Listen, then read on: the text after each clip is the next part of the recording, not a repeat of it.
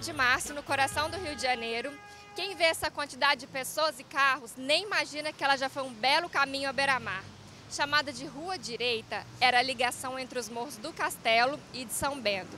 E bem no meio do caminho, os beneditinos construíram a igreja de Nossa Senhora do Ó, entregue aos carmelitas em 1590. 200 anos depois, ela virou essa linda construção, a igreja de Nossa Senhora do Carmo, mais tarde chamada de Antiga Sé.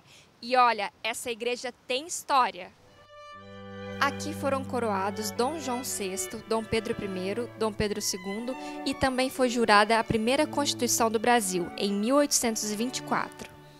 Você sabia que aqui está parte dos restos mortais de uma pessoa muito importante da nossa história?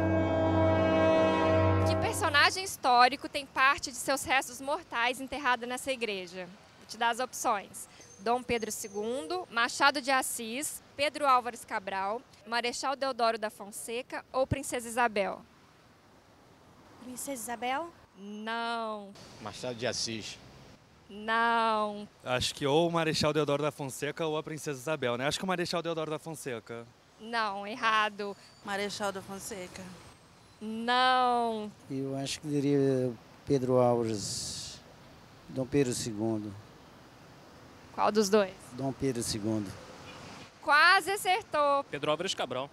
Ali na igreja tem uma urna, na cripta da igreja, dentro da qual se encontram restos de Pedro Álvares Cabral que teriam sido trazidos de Portugal no começo do século XX.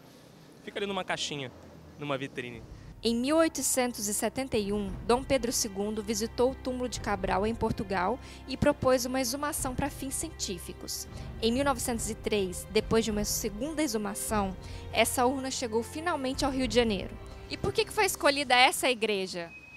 Bem, aqui era a antiga Sé do Rio de Janeiro, uma delas, né? Foi a Capela Real, aqui que houve a coroação de Dom Pedro, então o casamento da Princesa Isabel. Era uma igreja que tem muito a ver com a história do Brasil. Ela tem um sítio arqueológico e é muito interessante porque a gente vê como seriam os alicerces, por dizer de algum modo, de uma aldeia indígena que havia aqui.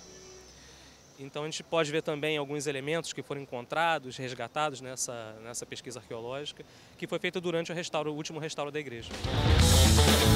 Então até o nosso próximo passeio pela memória do Rio de Janeiro. Tchau!